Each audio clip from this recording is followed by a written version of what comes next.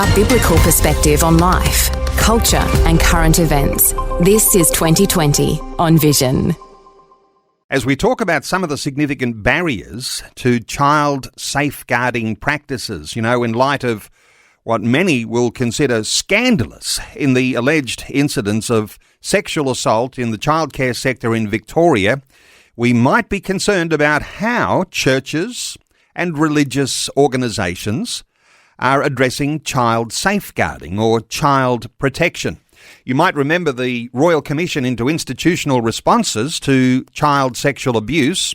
Well, some argue the church was disproportionately targeted when that commission delivered its findings and, of course, in the whole process. But then where are things at now? There is some new research that's revealed that religious leaders have highlighted significant barriers to child safeguarding practices in their organisations. This new study involves interviews with 20 religious leaders from a cross-section of churches. So we're talking about the Catholic Church, the Anglican Church, the Uniting Church, Baptist Church, the Churches of Christ, Lutherans, the Salvation Army, and a whole bunch of non-denominational Christian ministries. Well, lead author of the new research, Gabrielle of the Australian Catholic University's Institute of Child Protection Studies, is joining us as our special guest. Gabrielle, a special welcome along to 2020. Thanks so much for having me along, Neil. It's great to be here and I'm looking forward to chatting to you about this research. Gabrielle, let's start with the news headlines of these past couple of weeks. Victorian allegations, alleged sexual assaults linked to an employee who worked at a number of childcare centres across Melbourne. And there's some new allegations coming now out of the state of Queensland. But what are your thoughts and reflection as you've done this research and all of a sudden these sorts of headlines are everywhere?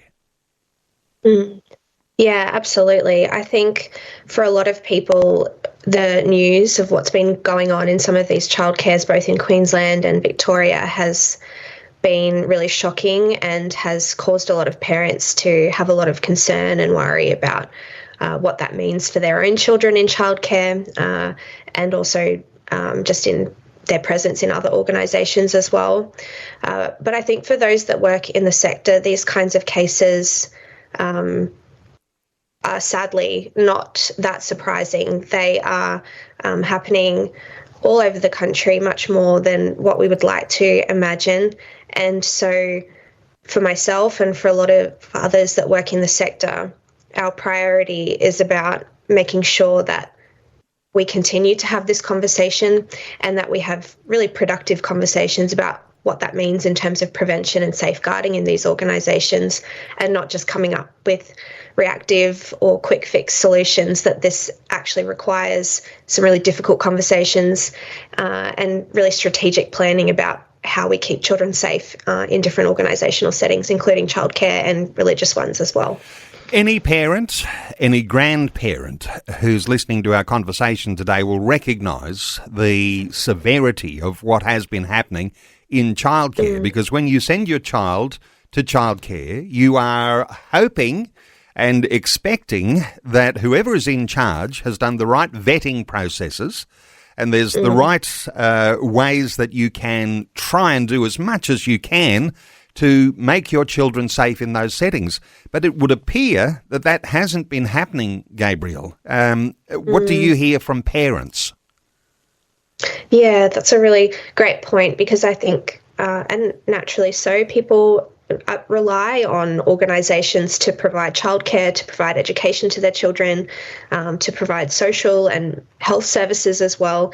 And so we have a level of trust in these organisations that they're going to be doing the right thing to keep children safe.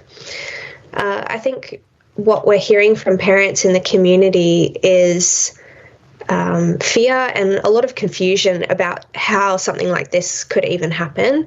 And it's renewed a lot of conversations about the current state of working with children checks, particularly across the country, and some of the gaps in that particular legislation or process. And that's certainly something in my interviews that participants talked about as well.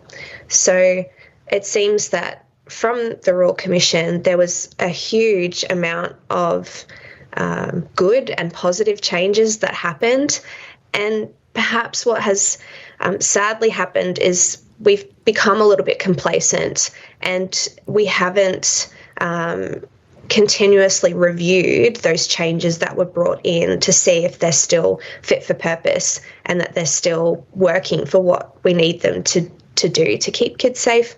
And so I think what this case has really highlighted is that while we've made great progress, and this was certainly relevant in my research as well, participants talked about, while there's been some really great progress, some really positive changes, there's still some ways to go, and there's still some gaps and some barriers in those processes. And so I think for parents, they're wanting to see that this is not just a one-off conversation, that we then assume everything is okay, that we actually continue talking about this issue and continue reviewing what is happening in legislation, policy and practice in organisations across the country, so that it's not just becoming assumed that everything is okay. And when you've got these shocking headlines, those are the things that tend to get everyone's attention, so that you can come back to what is supposed to happen here in these settings. And, I mentioned that childcare worker in Victoria who had worked at 23 childcare centres. And I know there's been all sorts of problems with just tracking down where he was working. In the Queensland allegations, just to touch on that, Thursday last week, a 21-year-old man charged with indecent treatment of a 4-year-old at a Brisbane childcare centre, and in a separate matter on Thursday, a convicted child sex offender faced court for failing to tell authorities he was doing maintenance and gardening work at a southeast Queensland childcare centre. So these sorts of things are likely to emerge all the more. You're not so familiar with other things that have been coming out around the country around childcare?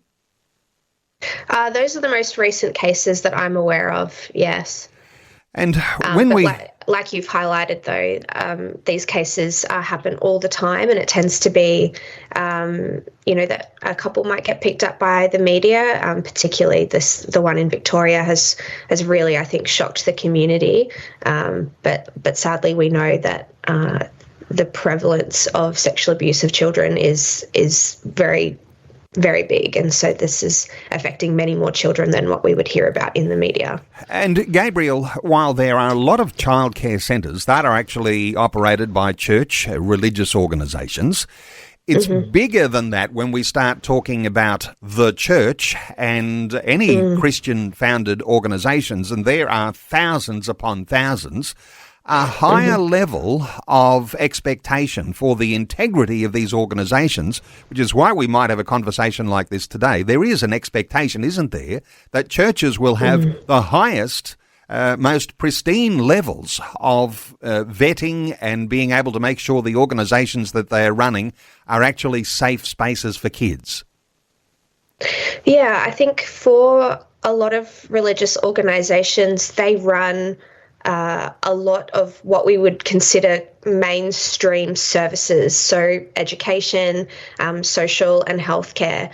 And so the expectations on them really have been brought in line with what would be considered for equivalent secular organisations. So state schools have the same expectations on them as a Catholic-run school or an Anglican school or something like that. And it's the same in out-of-home care, in childcare and things like that, whereas historically a lot of those services sometimes were only run by religious organisations. That's not the case anymore. And so the expectation really has been that the kind of assumed trust that people have in religious organisations is not there anymore. And so the expectation is that if you want to run these types of services, then you need to have the same level of kind of scrutiny and oversight as the kind of government-run equivalents. And I guess, from my point of view, and I know there'll be a lot of listeners saying too, that the church-run, Christian-based organisations need to have a higher level, an even higher level than just what everyone else is doing in the system. Hey, you've done some research and you've identified weaknesses in the system. Who did you talk to? I mentioned a whole bunch of different Christian churches in my introduction, but give us an idea of the extent of your research and the people you spoke to across all of these different Christian denominations. Sure, yes. So I interviewed 20 religious leaders across the country. Most of them were from the East Coast, so Queensland, New South Wales, Canberra and Victoria. And they came from a range of different Christian denominations, including Catholic, Anglican, Uniting Church, Baptist, etc.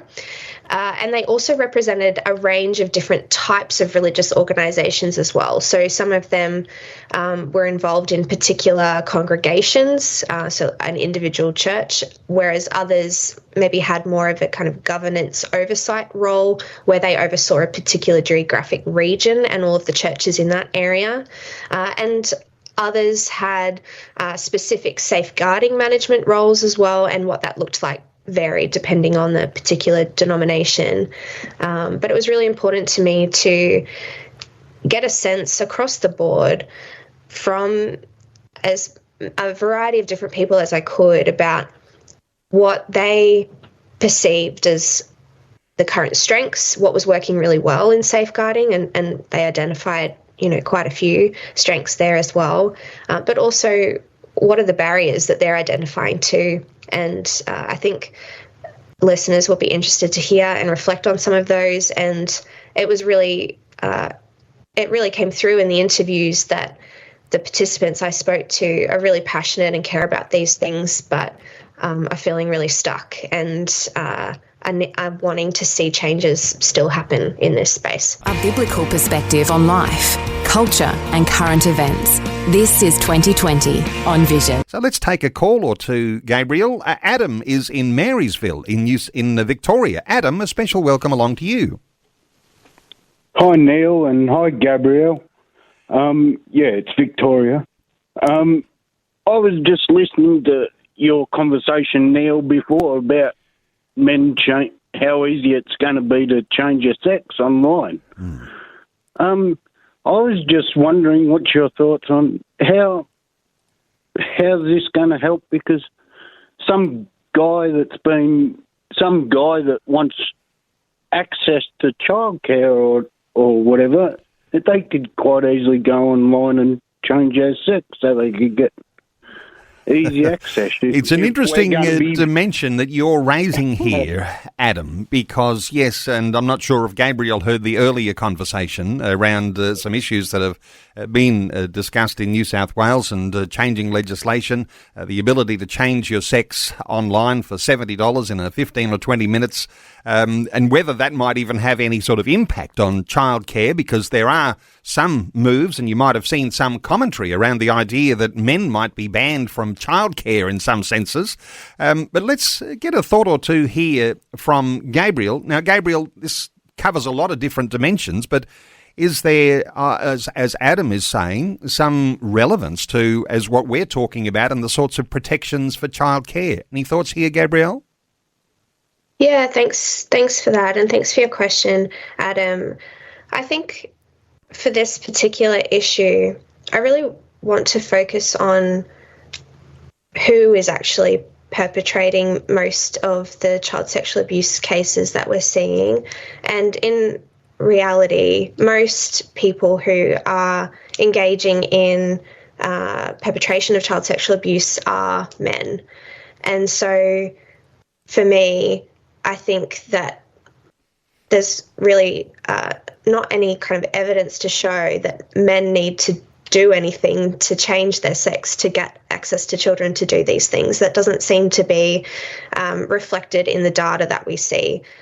What we can see from the data is that most of these cases are perpetrated by men in their role as men in these organisations, in their families.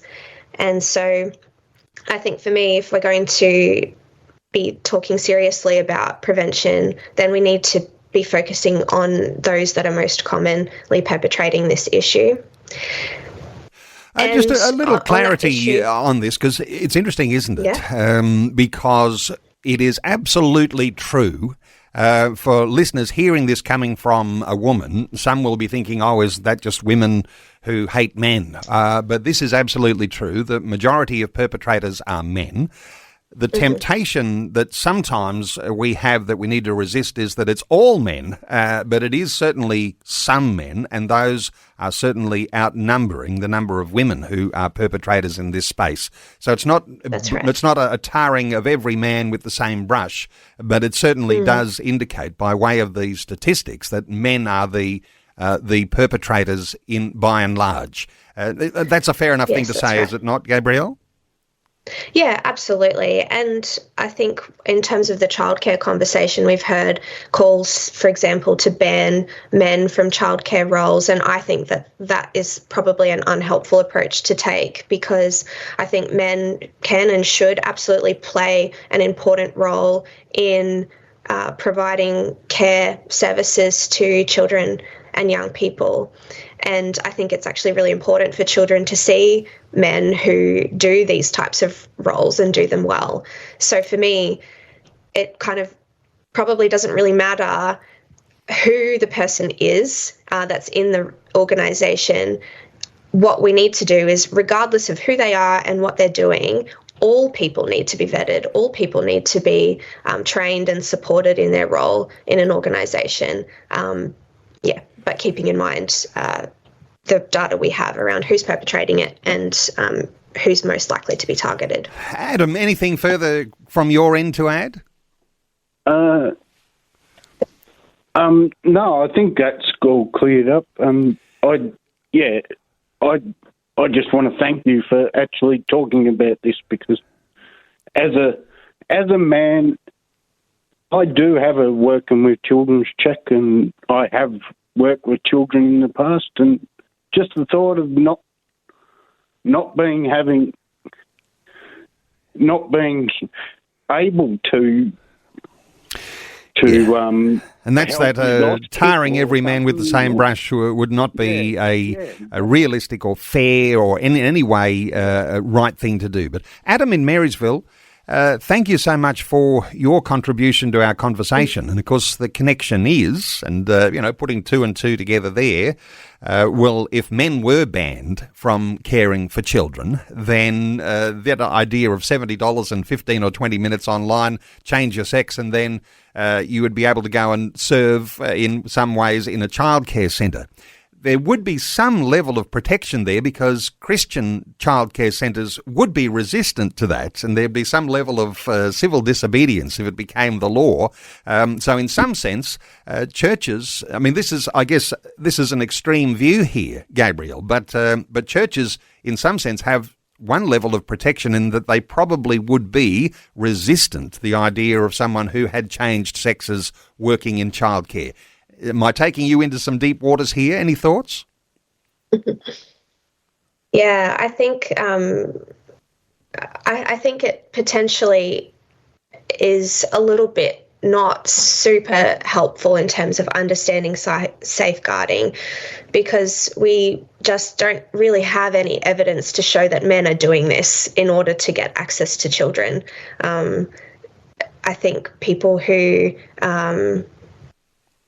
engage kind of services in order to transition their gender are doing it because that aligns with their particular experience of themselves and their life, and people are not doing that in order to get access to children.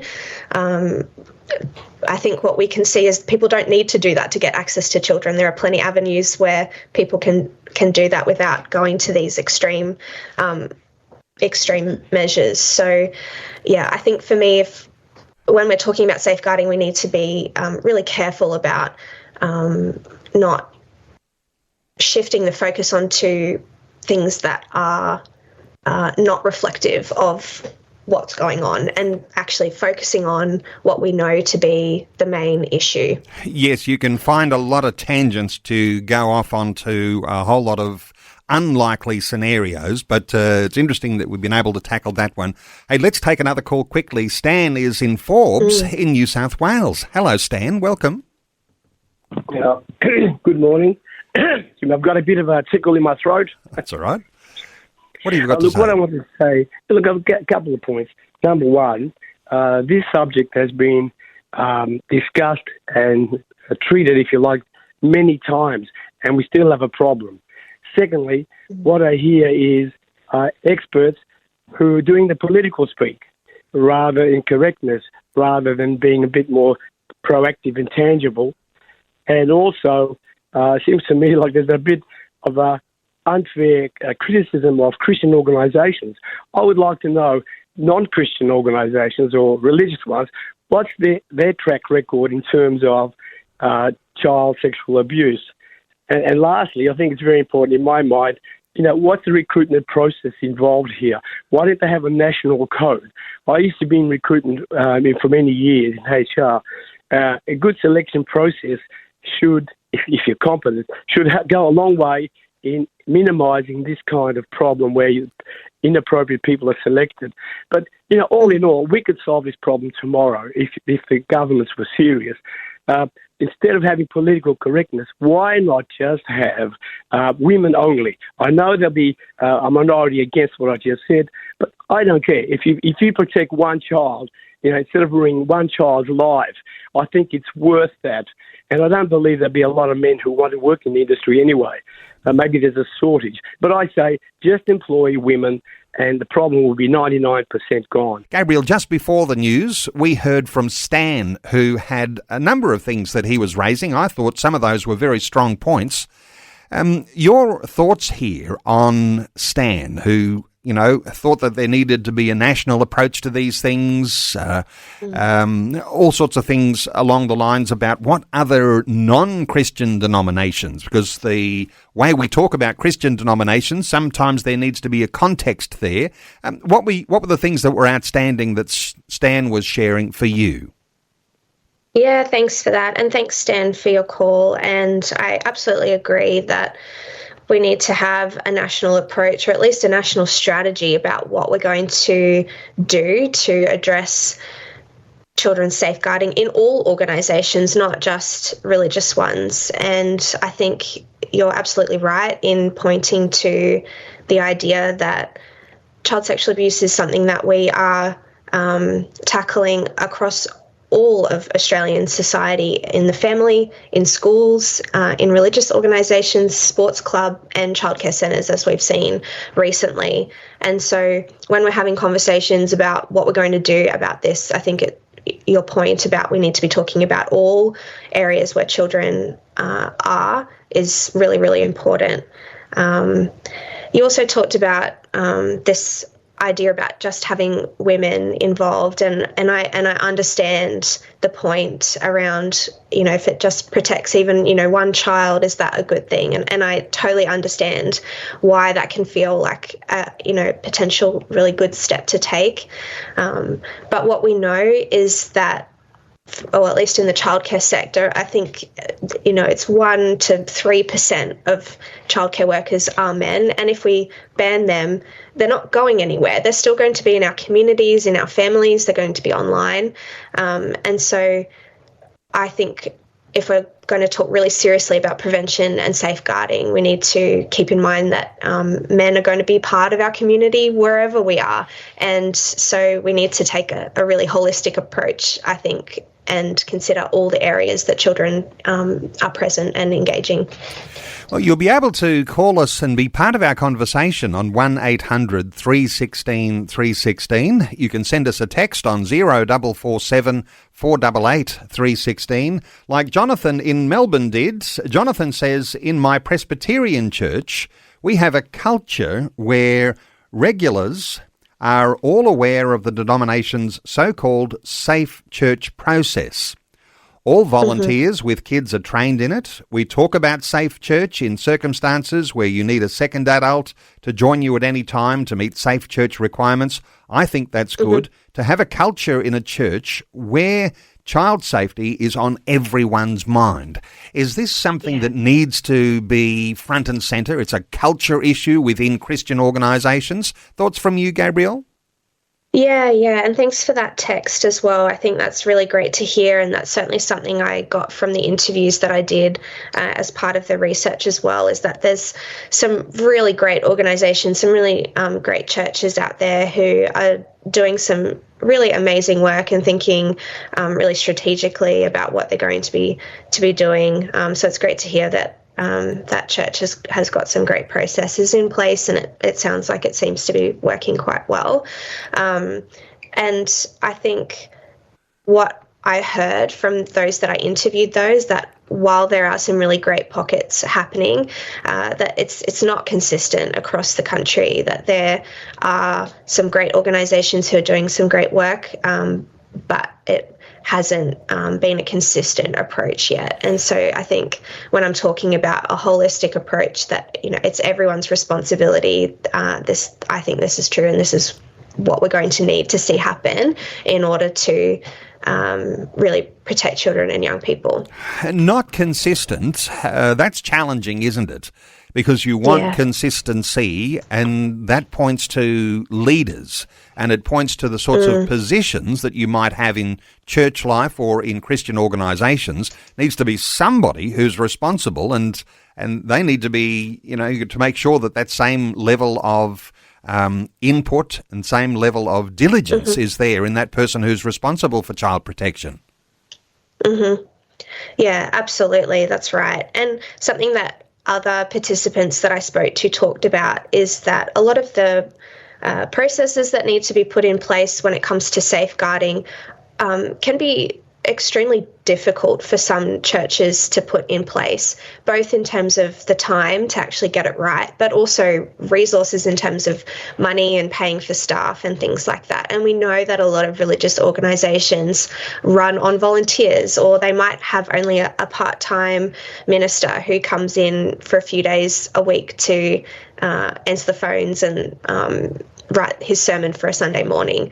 And so we've got these really large churches who, you know, may be able to afford to pay for someone to be a safeguarding manager or something like that, and they can have all the databases that they need and run the training and do everything like that. But others don't have that kind of resource. And so I think we need to be thinking about how we support all organisations to get up to scratch and do what they need to do.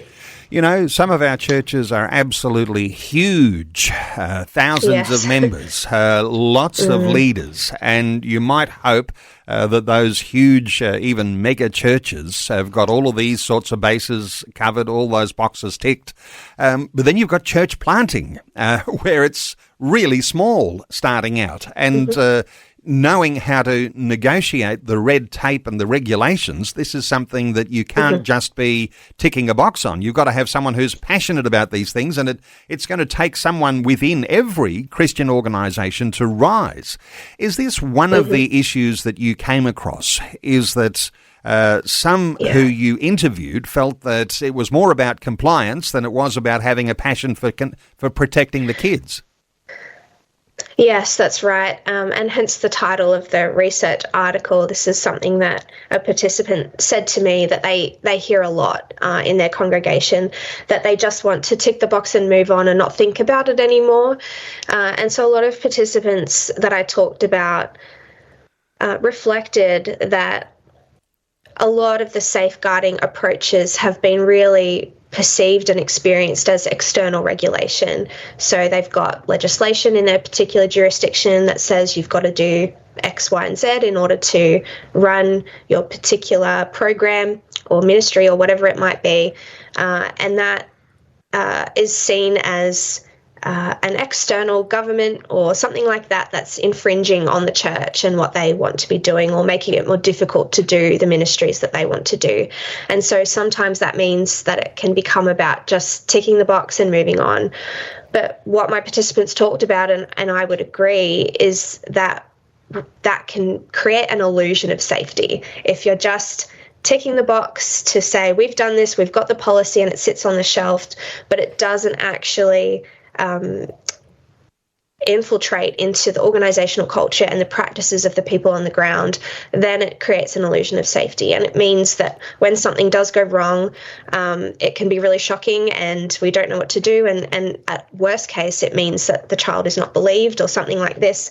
And so for me, I think what really needs to happen is we need to move beyond just compliance and box ticking to actually thinking about how does safeguarding fit as part of the mission of the church and the entire organisational culture of everyone, from those that sit in the pew to those that are in leadership positions.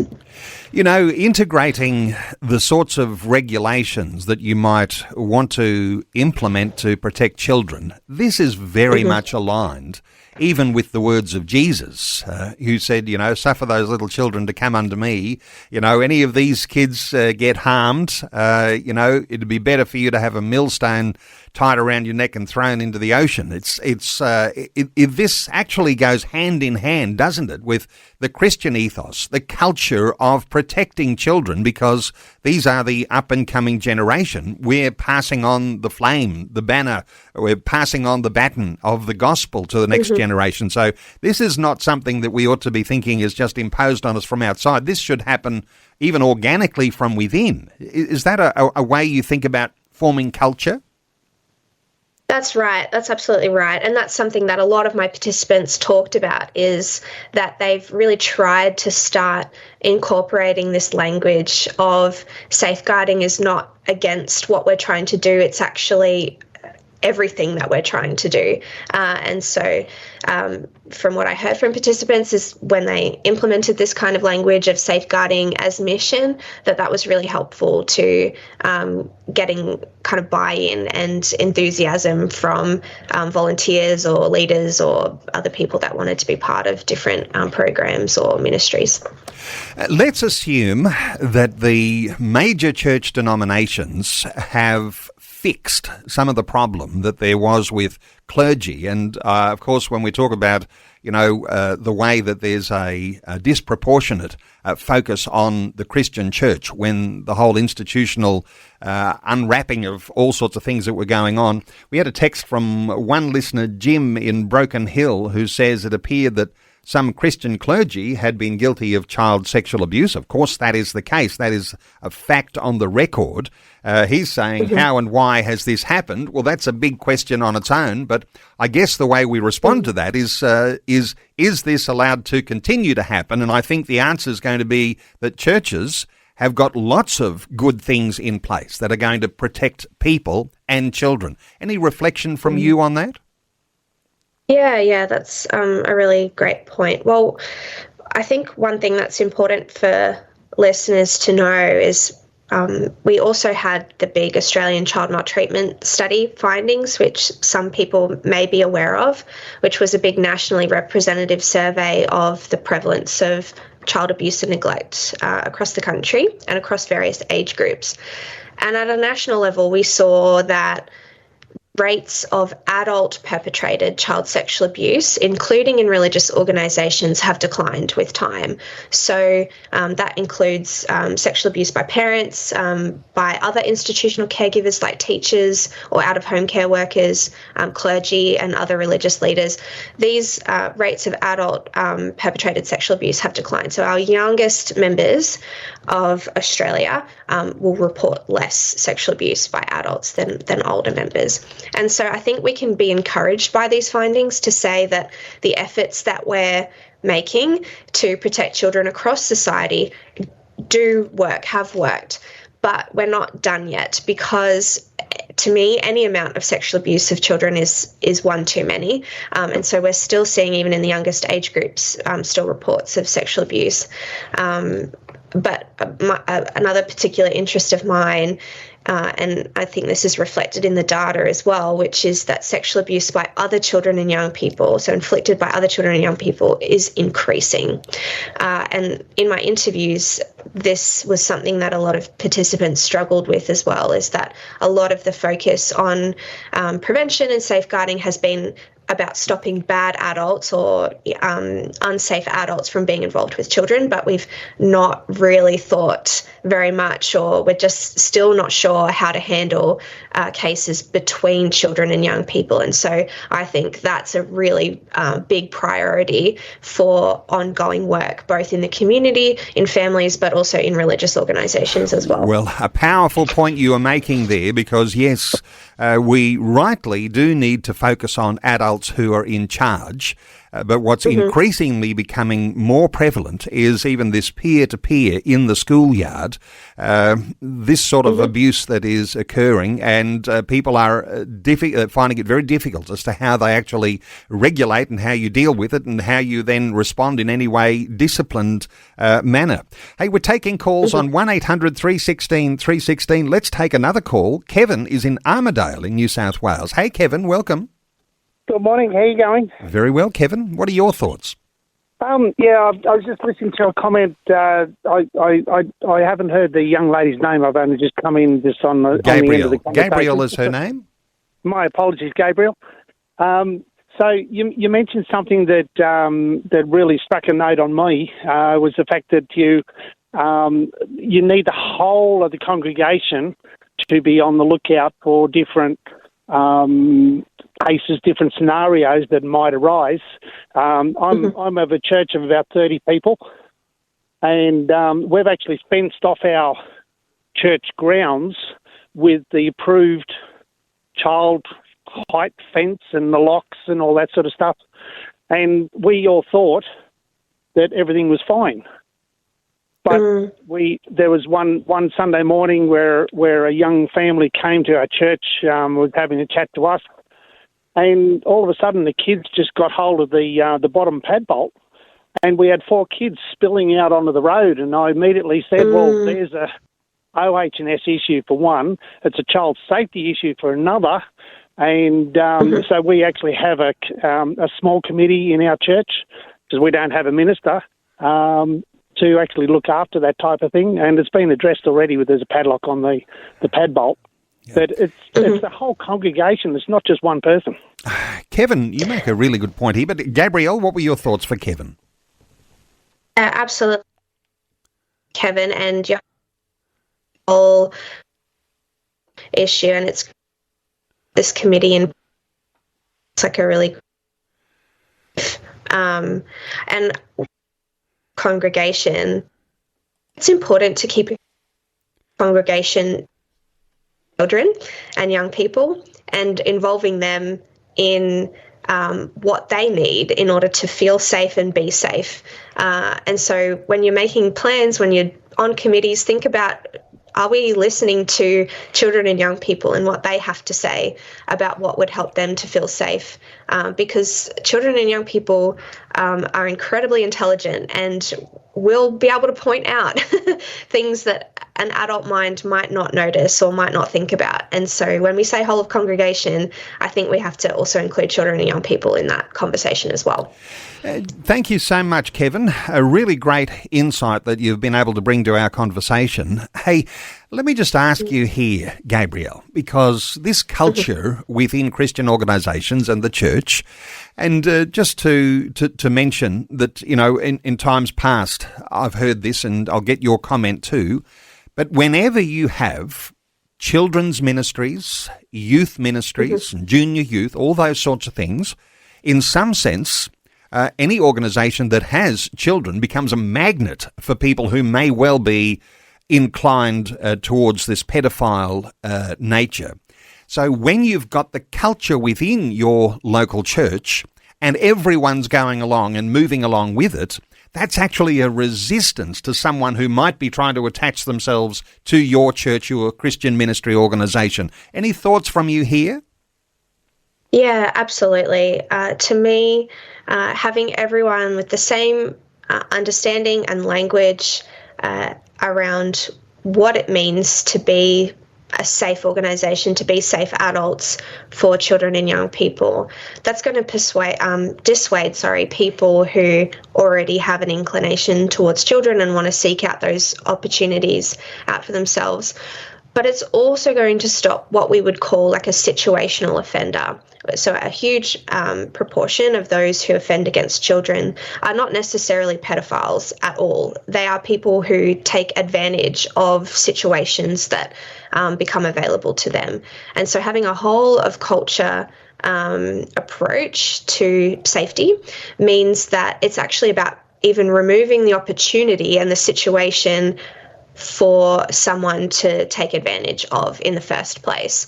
And so it's about addressing both those different types of offenders, and the situational ones are more common.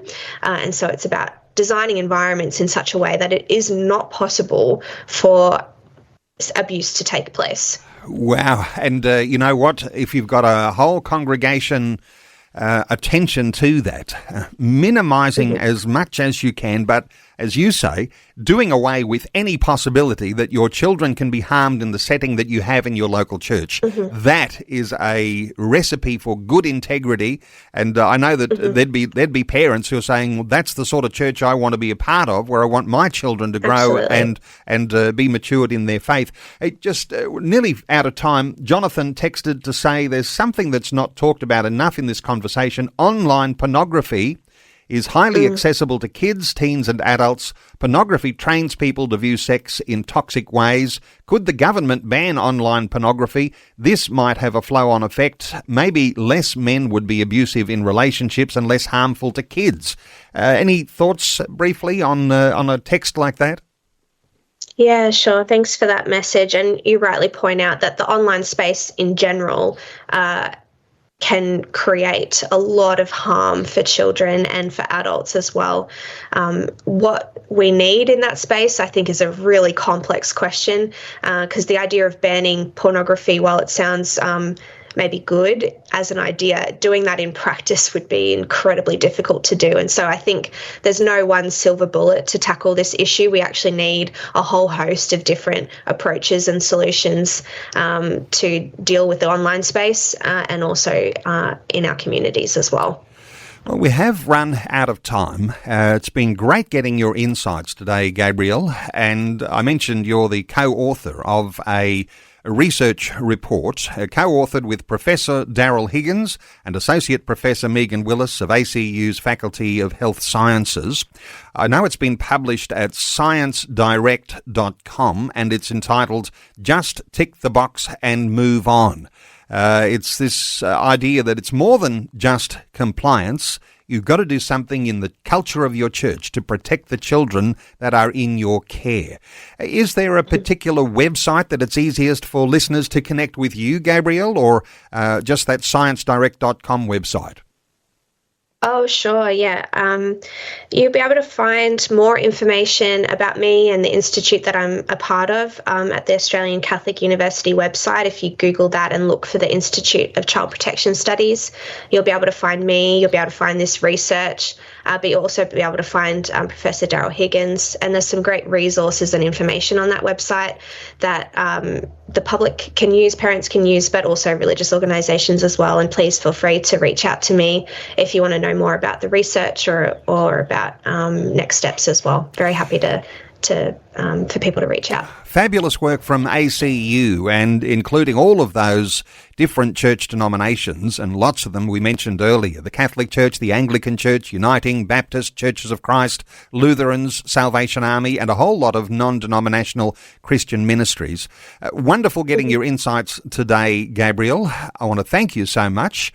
Just tick the box and move on? I don't think so. There's more to it than that in protecting our children. Gabrielle, thank you so much for sharing your heart with us today on 2020. Absolutely. Thanks so much for having me. Thanks for taking time to listen to this audio on demand from Vision Christian Media. To find out more about us, go to vision.org.au.